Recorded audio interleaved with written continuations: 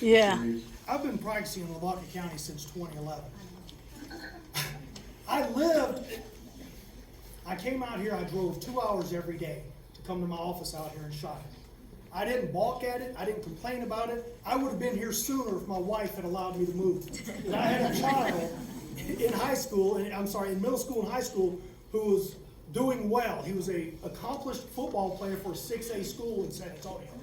My wife would not allow me to yank him out of school and bring him out here, no offense to local sports. So I moved out here as soon as I could, as soon as I was allowed. But like I said, I told my wife in 2011, the people of Lavaca County are the same type of people I grew up with. That's why I connect well when I try cases out here. That's why I have never lost a case in Lavaca County. Knock on wood, because I'm trying one next week in Lavaca County. So we're going to see how that goes. Lavaca County recently passed a Second Amendment resolution. First question, or two-part question. First, have you read it? And second, how do you feel about defending that resolution? How do you rate it? First, have you read it?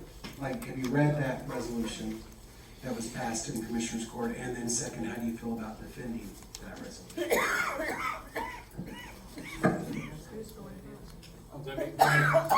So I have read that amendment, and I certainly was in Commissioner's Court for the second amendment, for the resolution to defend the Second Amendment. I would certainly agree with that amendment.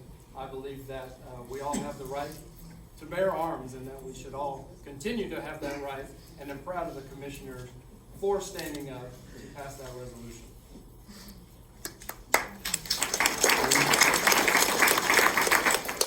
Yes, I've read it. I was present when it was passed.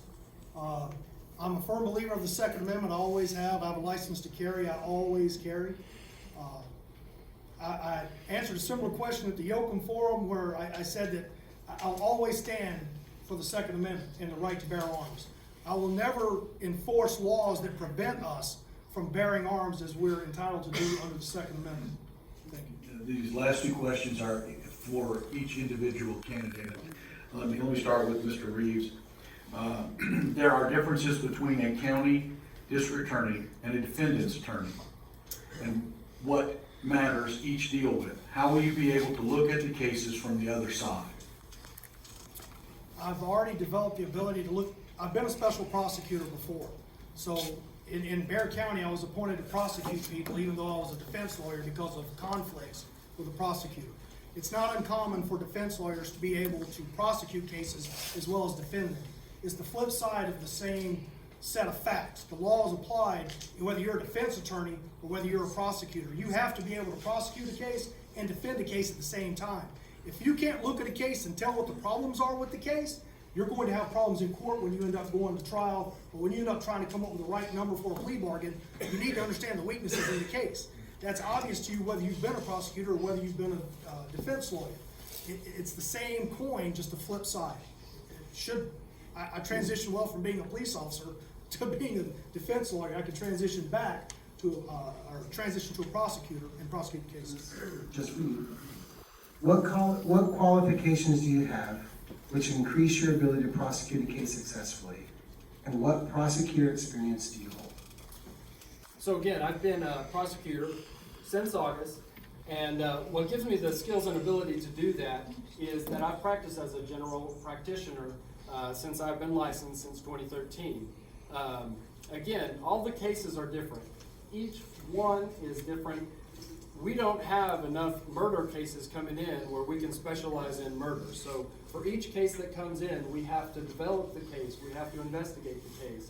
And what I've been doing since I have come to the county attorney's office is networking out with the Texas District and County Attorneys Association, going to every meeting, reaching out to all of the prosecutors there and building relationships with them so that I can also reach out to them and get some tips, because it's all about working with the community. We're not able to, again, specialize, so we've got to be able to reach out to get some help on that. Each have 1 minute closing statement to go to you. Yes, Mr. Reeves goes first on the closings. I have 19 plus years dealing with the criminal system, 10 as a police officer, almost 10 as a criminal defense lawyer. Again, I've tried every type of case. I'm ready to go day one if you elect me. I have 3 goals that I'm gonna deal with. I'm gonna deal with the drug dealers that they currently don't prosecute, the theft from the elderly that I mentioned earlier, and the third one are the child abuse cases that are not prosecuted aggressively at all around here. And if you elect me, when I take that office, I'm gonna take care of those 3 issues. I'm also gonna make it transparent, because right now, someone gets arrested, you see it in the paper, and then you never can follow up. I can look up cases in other counties right now on my phone and tell you what happened to those cases. We should be able to do that in Lavaca County as well. The other issue I'm gonna deal with is victims currently are not involved in the process as they do the plea bargains. I have specific examples in Lavaca County where they plea out the case and then the victim learns about it afterwards. I pled out a pedophile in Victoria, the family's sitting in the front row involved in the negotiations. That's what other counties do. Lavaca County, they just don't involve the victim until after the fact. Thank you. That's for Lavaca County. We need someone with the honesty and the integrity that the attorney's office needs. Since I have been there, I have worked diligently with victims. It is not the case that we do not reach out to the victims. Some of these things that Mr. Reeves has said are before I ever got there. So we are working on all the cases. We certainly talk to all the victims. We would like to implement some technology. So whenever I get into the office, I would like to implement some technology. So that would give defendants and defense attorneys the ability to get online and to look at those records.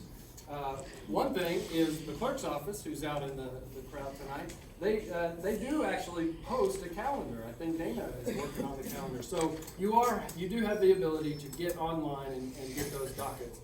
But with some technology, we would be able to advance that and give them their court documents as well.